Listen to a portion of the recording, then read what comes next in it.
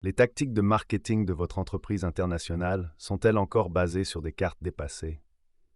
Pendant des décennies, la stratégie standard d'expansion mondiale reposait sur une approche simple mais coûteuse.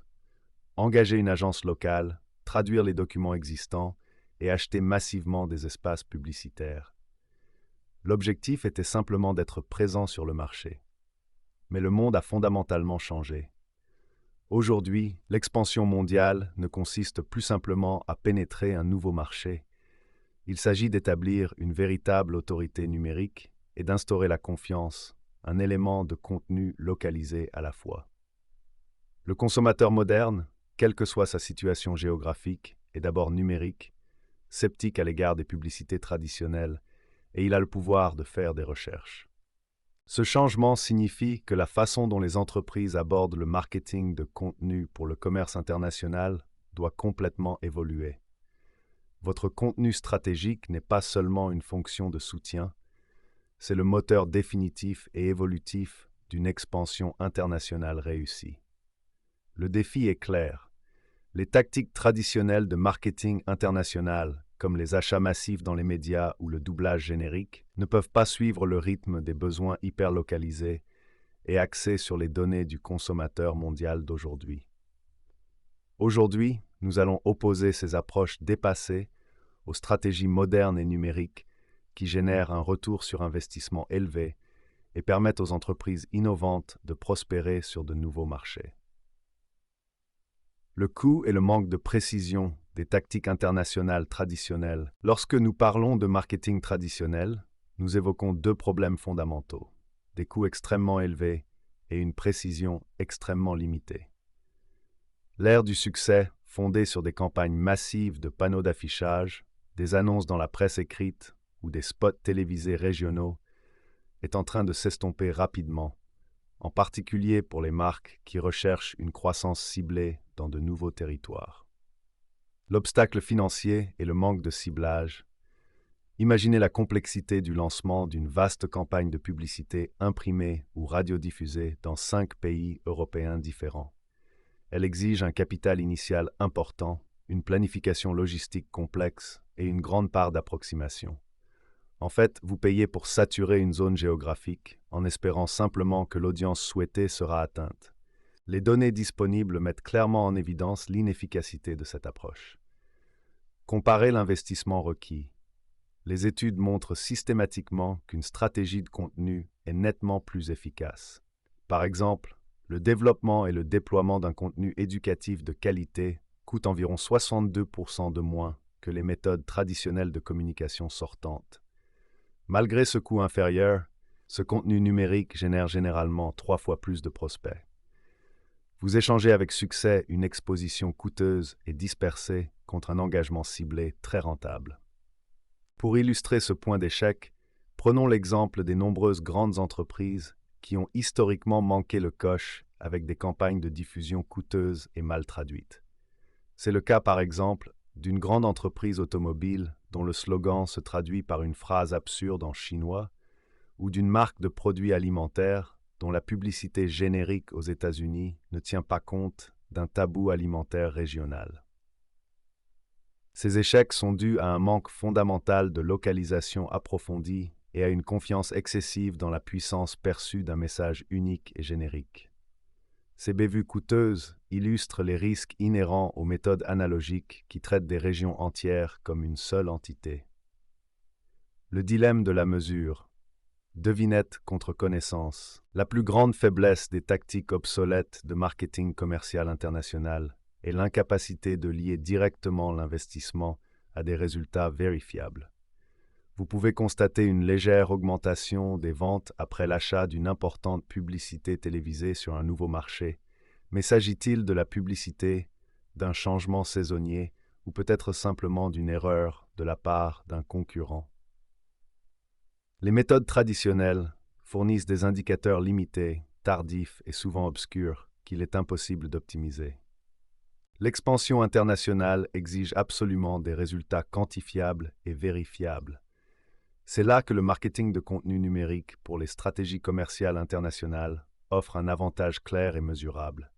Les efforts numériques permettent un suivi en temps réel et une analyse complète, notamment des clics, des conversions, du temps passé sur la page et des taux de rebond. Vous pouvez savoir exactement quel élément de contenu, dans quelle langue spécifique, a conduit à un événement de conversion particulier. L'écart de retour sur investissement souligne encore davantage cette différence essentielle. Prenez en compte l'efficacité du canal. Le taux de conversion pour le référencement et le marketing B2B axé sur le contenu s'élève en moyenne à 14,6%. Comparez ce chiffre avec le taux de conversion notoirement faible des méthodes traditionnelles d'appel sortant. Le démarchage téléphonique ou le publipostage, par exemple, ne dépasse pas 1,7%. Lorsqu'il s'agit d'allouer un budget à la croissance transfrontalière, s'appuyer sur une stratégie qui est à la fois 62% moins chère et qui génère un taux de conversion presque 10 fois plus élevé est une décision commerciale définitive et plus intelligente. Marketing de contenu. Le moteur numérique essentiel pour une portée mondiale. Passer d'une approche traditionnelle à une approche numérique ne signifie pas simplement passer du papier à l'écran. Cela représente un changement philosophique fondamental dans la manière dont une marque s'adresse à son public mondial. Il s'agit de rencontrer l'acheteur mondial moderne là où il se trouve et de la manière dont il choisit de s'impliquer, en l'informant et en résolvant les problèmes, et non en criant par-dessus le bruit.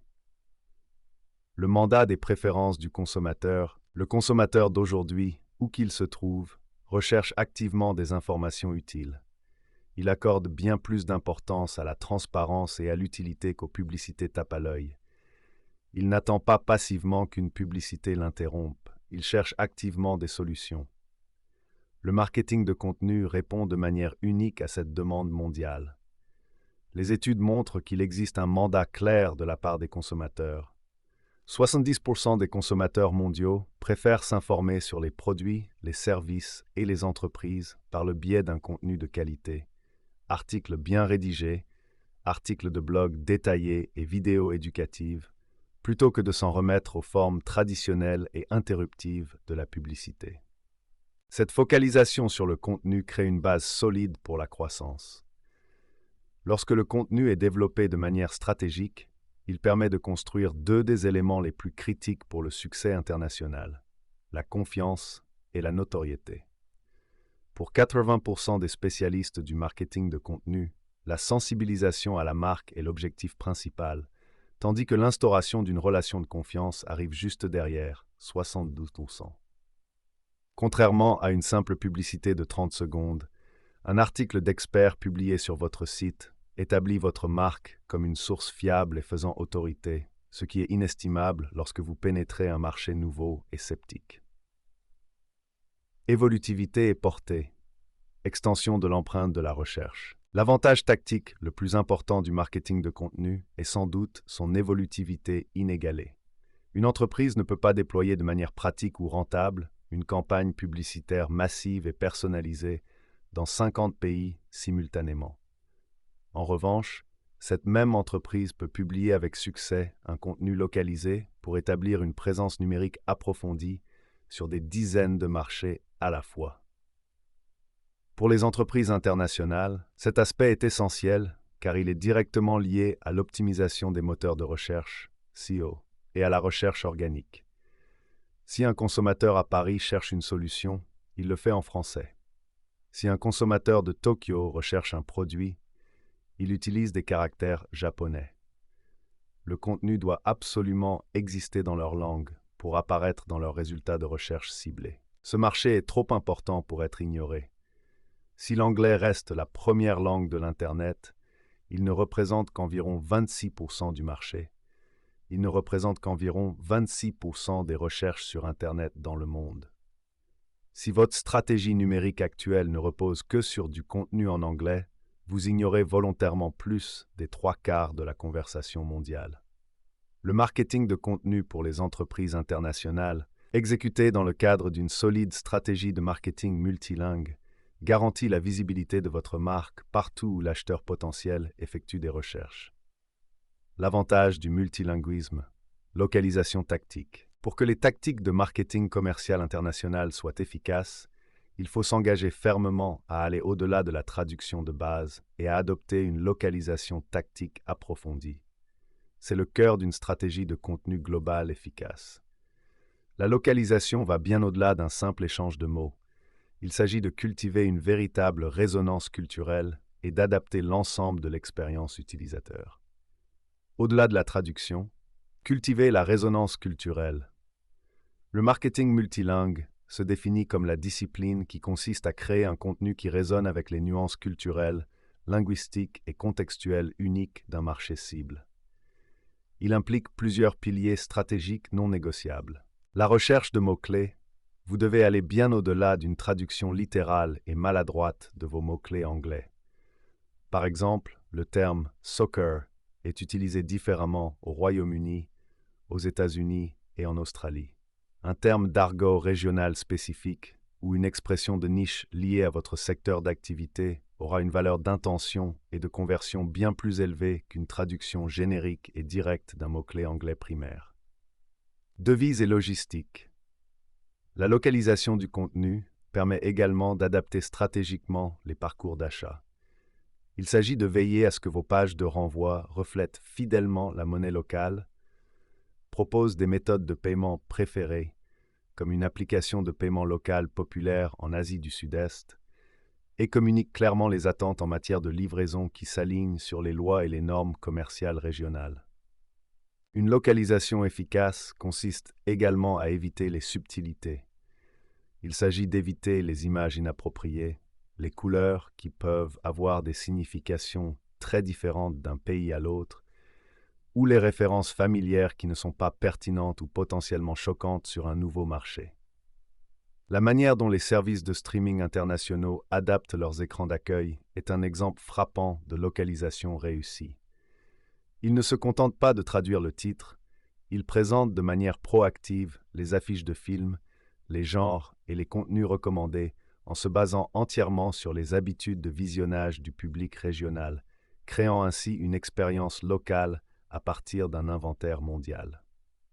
L'incitation à la confiance et à la conversion.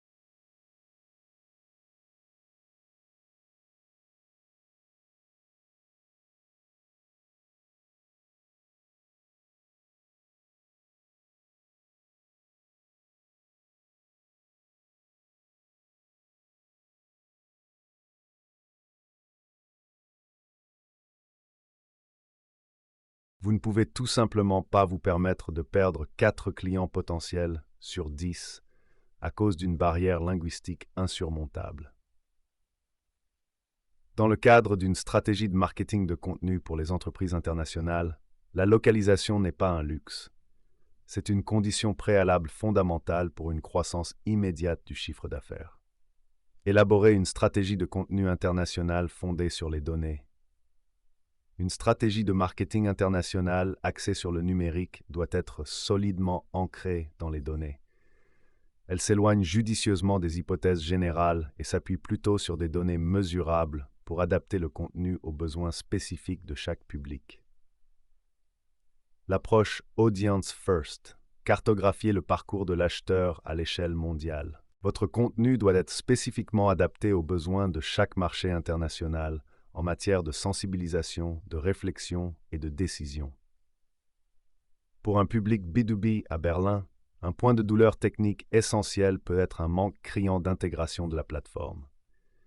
En revanche, le même public à São Paulo peut être plus préoccupé par la tarification et la logistique régionalisée pour le même produit. Pour structurer cette complexité, le contenu doit être développé pour répondre à des étapes spécifiques du parcours régional. Sensibilisation. Concentrez-vous sur un contenu éducatif de haut niveau et localisé qui s'attaquent aux problèmes régionaux. Cela inclut des articles de blog détaillés, des infographies localisées et des vidéos courtes spécifiques à la région qui répondent immédiatement aux questions fondamentales. Qu'est-ce que, propres à ce marché? À prendre en considération. Proposer des études de cas et des livres blancs spécifiques et pertinents pour la région. Ceux-ci doivent mettre en évidence les défis et les solutions propres à l'économie locale, à l'environnement réglementaire ou au secteur d'activité concerné. Décision. Déployer des témoignages hautement localisés et des pages de produits finals qui traitent directement des concurrents locaux et des habitudes d'achat culturelles spécifiques, en donnant au consommateur la confiance finale dont il a besoin pour se convertir. Mise en œuvre d'un référencement multilingue stratégique. En fin de compte, le succès à long terme de votre stratégie de contenu dépend de sa base technique, un aspect que le marketing traditionnel n'a jamais eu besoin d'aborder. Un marketing multilingue efficace exige une attention méticuleuse à l'aspect technique de la gestion du contenu. La structure de l'URL. L'organisation de votre site web doit absolument signaler au moteur de recherche quel contenu est destiné à quelle région. Cela implique le plus souvent l'utilisation de sous-répertoires spécifiques à chaque pays, par exemple FR pour la France, G pour le Japon, ou, dans certains cas, de domaines de premier niveau de code pays, CCTLD, comme DE pour l'Allemagne. Balise hreflang. Il s'agit de l'étape technique non négociable. Ces balises HTML essentielles indiquent aux moteurs de recherche, tels que Google, quel contenu s'adresse à un public et à une langue spécifique. Elles empêchent activement le contenu linguistique de se faire concurrence, ce que l'on appelle la cannibalisation du contenu, et garantissent que le bon contenu en français s'affiche pour le consommateur français et non pour le consommateur canadien. Indexation mobile d'abord. Dans de nombreux marchés émergents, les appareils mobiles sont le principal et souvent le seul moyen pour les utilisateurs d'accéder à l'Internet. Une stratégie globale doit veiller à ce que tous les sites internationaux soient rapides, entièrement réactifs et optimisés pour l'indexation mobile, sachant que les smartphones représentent plus de 67% des visites de sites web de vente au détail dans le monde. Des temps de chargement lents dans un marché mobile first sont un point d'échec garanti. L'avenir du leadership mondial en matière de contenu. Le choix stratégique des entreprises qui cherchent à se développer à l'échelle mondiale est plus clair que jamais. Le marketing traditionnel est un pari très coûteux, avec peu de données et une longévité très limitée. À l'inverse, le marketing de contenu est un atout mesurable, évolutif et générateur de confiance, conçu pour une croissance internationale soutenue et un leadership numérique. L'avenir du marketing de contenu pour les entreprises internationales est explicitement défini par la précision, la localisation approfondie et les données quantifiables. L'expansion internationale n'est plus gagnée par le simple fait de disposer du budget le plus important. Elle est gagnée par ceux qui font preuve d'un profond respect pour les publics locaux grâce à des tactiques de marketing commercial international authentiques et étayées par des données. Ce pivot stratégique de la simple présence mondiale au leadership éclairé et localisé est complexe et hautement spécialisé. Il nécessite non seulement la volonté de localiser, mais aussi une expertise technique et stratégique précise pour mettre en œuvre un moteur de contenu unifié et mesurable. Supposons que vous soyez prêt à faire passer votre entreprise d'une tactique de marketing commercial international dépassée à une stratégie de marketing multilingue, unifiée et fondée sur des données, qui génère une croissance mesurable et un engagement interculturel authentique. Dans ce cas, l'équipe d'Aspiration Marketing est spécialisée dans l'élaboration de ces feuilles de route à fort impact. Prenez contact avec notre équipe stratégique dès aujourd'hui pour auditer votre présence internationale actuelle et commencer à construire un moteur de contenu multilingue unifié et évolutif conçu pour le leadership mondial.